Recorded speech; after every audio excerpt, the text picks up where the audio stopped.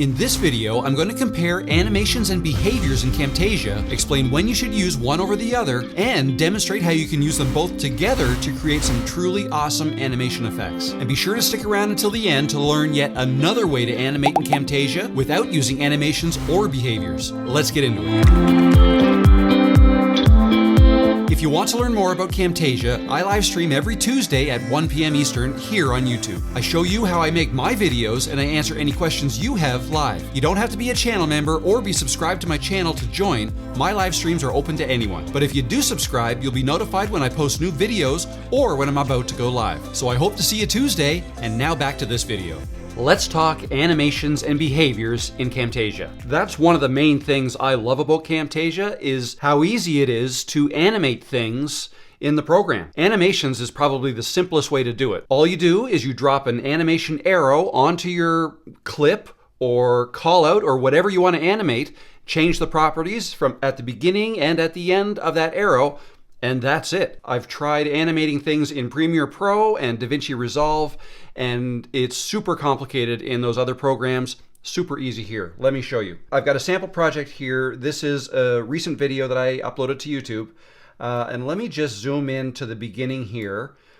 And let's go right here to the very beginning.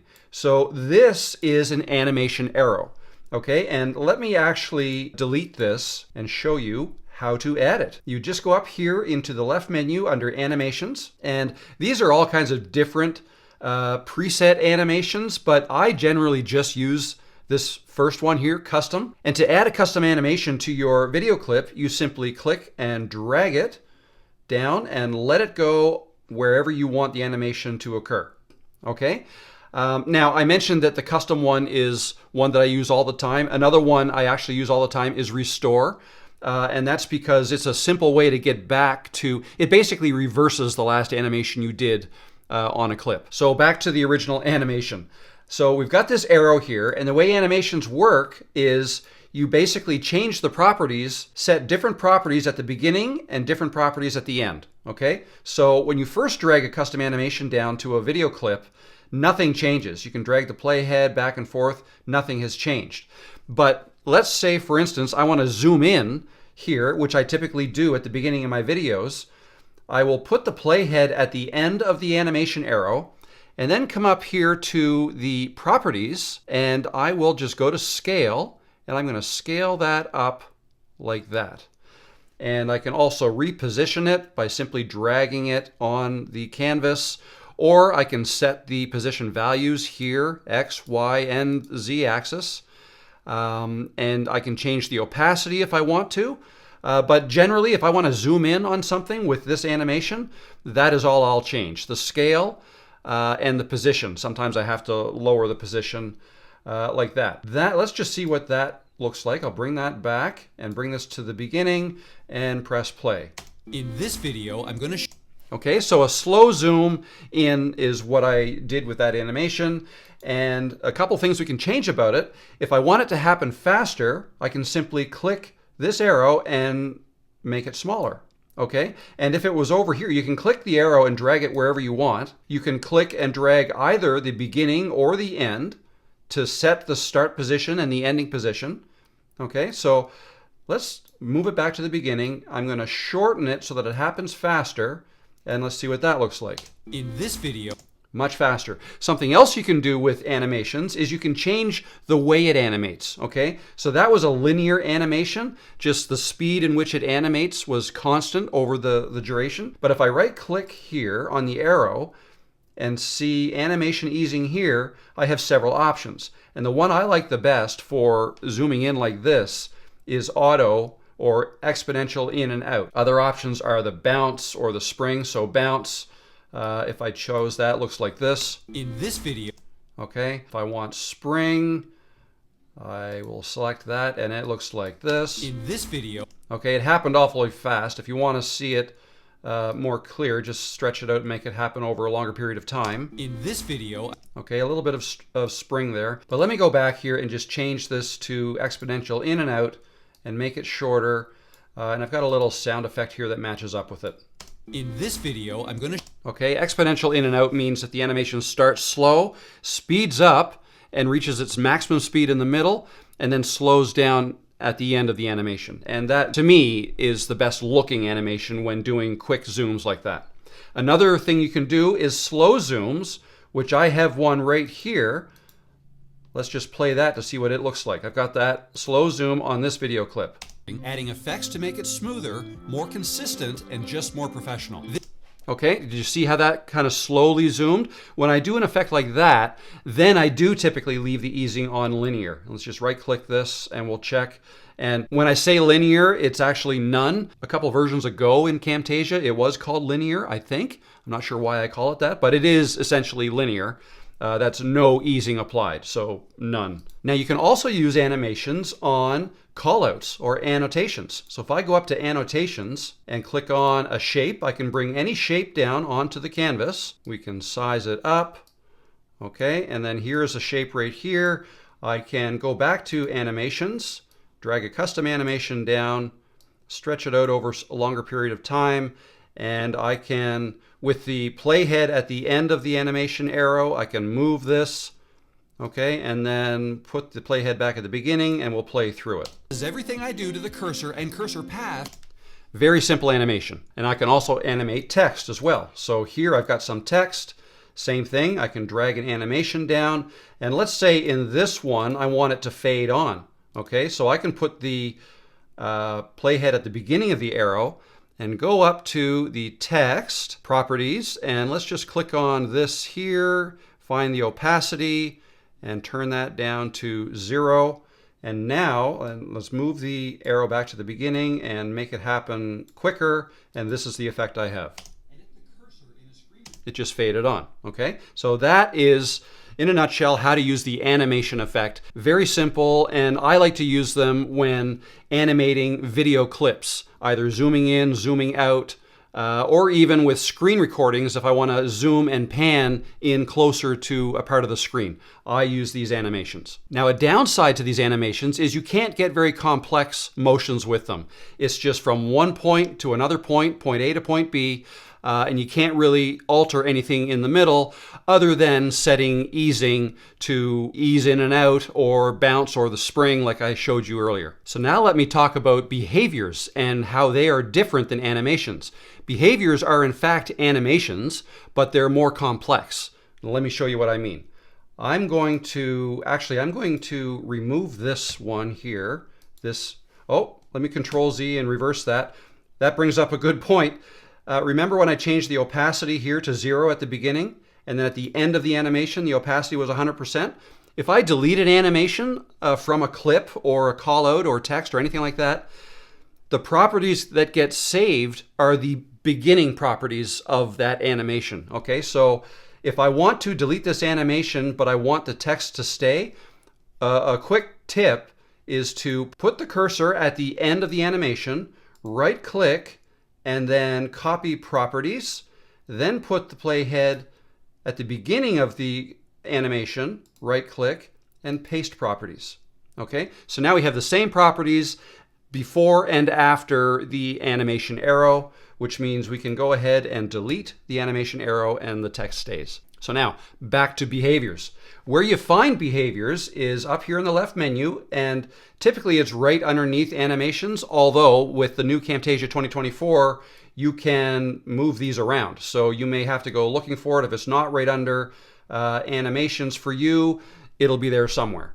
And if you don't have much room here and not all of your effects are shown, for example, if you have, say you have a much taller timeline, you may see this more here and you may find it in here if it's not listed here.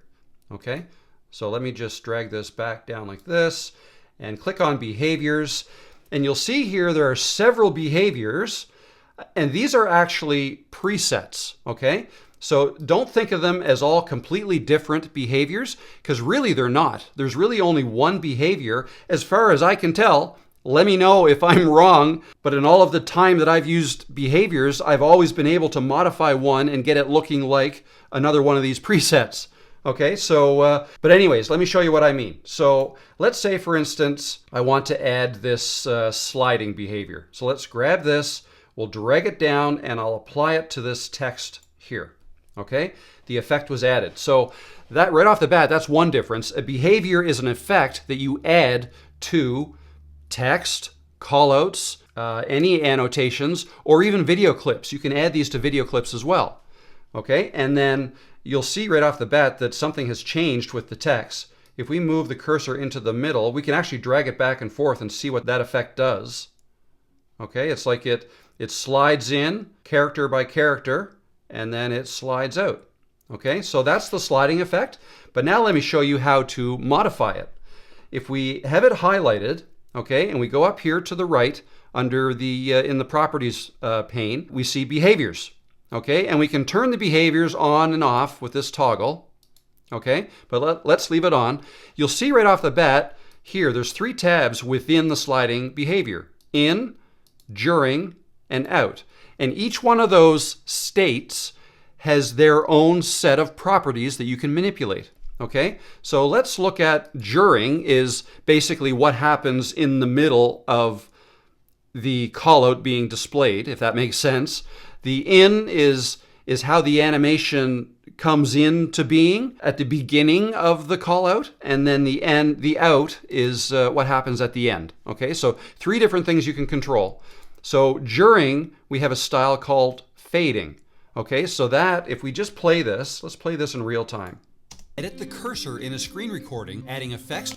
Okay, it didn't spend very much time in the during mode because a lot of the in and the out took up a lot of the time. But if we want this to happen slower, or for the text to stay on screen longer, simply drag the callout itself out and stretch it out like this. Okay, and now let's play that. Edit the cursor in a screen recording, adding effects to make it smoother, more consistent. Okay, and I don't know if you could tell right in the middle here, but the opacity was kind of pulsing. It was fading in and out a little bit. What I typically do is, if I'm going to have something slide in and then slide out, I won't have it do anything in the during state. So you can come up here to during, under style, you can click here, and look, you can choose all of these, and you can set it to none if you want. And this is, remember when I said that all of these over here, all these behaviors are basically presets? Well, if you come over here in the properties pane, this is how you get all of those other behaviors, okay, by modifying these. Okay, so you may have noticed that there were 2 new behaviors added in Camtasia 2024, and they were tremble, right here, tremble and wiggle, okay? But really, they were always there under during, style. Here they are, tremble and wiggle. So I'm in the sliding behavior. I can change that to tremble so that things tremble in the middle here. Watch this. Recording, adding effects to make.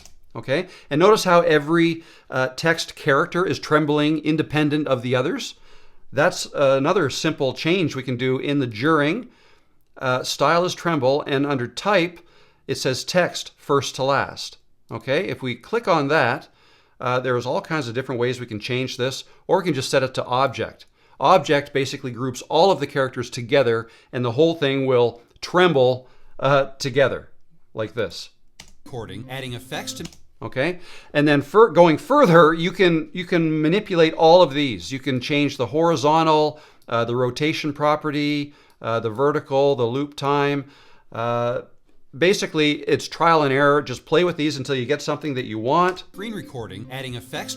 Okay, so again, that's the during. If we want to change how it enters, okay, right now it's letter by letter, like that, and it slides in. Let's come up here to the in properties, and we can see the style is set to sliding. Okay, we can change that to grow. Let's have it grow. Okay, that will give us this effect. Okay, and then we still have the wiggle set for the during, and the out is sliding out. Okay, now again, for in, we have it set to grow. I can change the type to object, so the entire text grows together, like that. Okay. Something else, if I want, instead of grow, maybe I want it to shift. Okay, actually not shift, let's go with sliding. Let's have it slide in from the bottom. So we have sliding, we've got the object selected, so not just individual text, but the object, and the movement, we can change how it behaves. Okay, let's just leave that there. And then the direction, let's say from the bottom. All right, and now we'll have this. Edit the cursor in a screen recording. Okay, I don't love the way I have that set on wiggle. It's being a little too aggressive. Sorry, tremble is what I had it on. I can change that to wiggle and see what that looks like. Adding effects to make it smoother. A little more subtle. Okay, and then instead of sliding off like that, I can change the out properties. Let's have that. Let's stick with sliding. Let's change it to object. And let's have it slide to the top. Okay, so now we have this. Edit the cursor in a screen recording, adding effects to make it smoother, more consistent, and... Okay, and another tip would be, it'd be cool to add sound effects to each one of these motions as well to really sell the effect. So again, these behaviors can be applied to any text, callouts, shapes, but also video. So for example, you can create a camera shake effect with either wiggle or tremble and play with the properties. And get a nice cool camera shake effect. And in fact, I made a video on how to do that about a week ago. I'll leave a link up above or in the description below where you can check that out. So to sum up the main differences between animations and behaviors is that behaviors are a whole lot more complex. You can very easily get very complex looking, cool looking animations with behaviors. And let me show you one other thing is with a behavior, like I showed you, if you move the end, so the end of a call out that you have a behavior applied to, or even the beginning, that basically shortens the during portion. The in and the out aren't shortened at all. In fact, if you want the in or the out to speed up or slow down, you have to do that in the properties. So with the call out selected, come up here to say the in, and then here you can vary the speed. So if I want it to speed up, I'll just dial that up a bit. And then we have this. The cursor in... Okay, if I want it to slow down, I'll drag it back, and we have this. Edit the cursor in a screen recording, adding effects. Okay, so that's how you would vary the speed of behaviors. And if you aren't sure where you want text to begin or end in the frame, my advice is to use behaviors because you can always modify the start point and the end point, and you really don't affect the in animation or the out animation or behavior. But if you use the animations arrows to do that, so let's go to this shape here, for instance. Okay, and let's say we stretch that out over the entire shape. Okay, so we have this. This is everything I do to... If I then drag either end of the shape like this, I can grab the end here and I can drag the shape back, but the animation arrow doesn't move with it. You see that? So I'm really cutting off the end of the animation. All right, so that's why, like, if I want to shorten this, what I would have to do is probably shorten this first, okay, and then I can shorten this. So just a little extra step, but you can avoid all that if you use behaviors instead. And you can use behaviors in some pretty cool ways. But if you do want things to move across the screen, then it's animations that you would want to use. Now let me show you something really cool, and that's combining animations with behaviors. And I'll show you a few examples of why you might want to do that. So let's go back to this text over here, okay? And let me just change the behavior. It's probably easiest. Let me just highlight this, and I'm going to delete that behavior. And let me do the sliding one. Bring the sliding one down, and I'm going to modify it a little bit. The in, I'm going to change that to object, and same with the out. I'm going to change the type to object. So it's going to slide in and slide out. Okay. Let me change the during. I don't like that fading, so I'm just going to change the during to none so that nothing happens there. And then actually, let me change the direction. So let's have it slide up from the bottom and then slide out back down through the bottom. So we have this. Okay. And now, actually, I just changed my mind. So let's go up to during, and I am going to add the wiggle effect. Okay, and I'm going to increase the frequency, and I use this quite often to try to get like a floating sensation. And if I just increase the rotation a little bit, let's just see what that looks like. Cursor in a screen recording, adding a... Okay, it's doing it per text character, and I actually like it better when the entire object is moving. So let's increase the X and Y a little bit more. See what that looks like. Cursor in a screen recording, adding a... Okay, it might be happening a little too fast. I'll dial the frequency down. Let's move the X and Y offsets up a little bit more. Maybe give it a little more rotation and see what that looks like. The cursor in a screen recording, adding effects. Okay, that's closer. Let me make it happen a little bit longer. Actually, even longer than that, because I want to demonstrate something. The cursor in a screen recording, adding effects to make it smoother, more consistent. Okay, so now here we go. With this behavior, I can actually go ahead and move this. Let's move it over here. Okay, so that is going to be where it's starting at, because now what I'm going to do is I'm going to go to animations. I'm going to drag a custom animation down on top of this text that I have a behavior added to. Okay, and at the end of the animation, I am going to move it up to here. Okay, and I'm going to right click this. I'm going to change the easing to exponential in and out, and I'm going to stretch this like this and make it happen in the middle. Let's see what we have here. The cursor in a screen recording, adding effects to make it smoother, more consistent, and just... Okay, pretty cool. And just incidentally, another thing that you could do, this really isn't an animation, but it kind of is. But if you go to transitions and scroll down to F, and I don't know why I went this way because I have it in my favorites, but here it is. Drag a fade onto the end of that, and maybe even to the beginning, and see what we end up with. Edit the cursor in a screen recording. Okay, we didn't actually get anything at the beginning because the in animation happened, okay, while the fade had already occurred. If I stretch this fade out over a longer period of time, then we'll get to see the effect. See how it's kind of fading on as it rises? And we can do the same thing at the end. Okay, and now we have this. Edit the cursor in a screen recording, adding effects to make it smoother, more consistent, and... Okay, so that's a couple things you can do. Something else you can do, let's go back to this animation, and we have it animating from this lower corner up to here. Why don't we add some rotation to it? So if we come into rotation, I believe it is is it the Z-axis we want to change? Yes, it is. So sometimes I have to just kind of start moving one of these just to see which one I'm moving. And let's double click in here, and I'm just going to type in a value. Now we know that a full circle is 360 degrees. So if I entered 360 here, okay, remember my playhead is set at the end of the animation arrow. That's going to do one full rotation during the time that this animation occurs. And it'll look like this. Cursor in a screen recording, adding effects to make it smoother, more consistent, and just... All right, now if that was backwards, and that was counterclockwise, if I want it to go clockwise, I would have to enter negative 360. Okay, and something else fun that we can do, we can even stretch this animation out to cover the fade in and the fade out as well. And the behaviors in and out. Let's just see what this ends up looking like. Edit the cursor in a screen recording, adding effects to make it smoother, more consistent, and just more... Okay, that's pretty crazy. So, and I don't even know, this fade might have affected it somehow. Let me delete these fades and see what we end up with.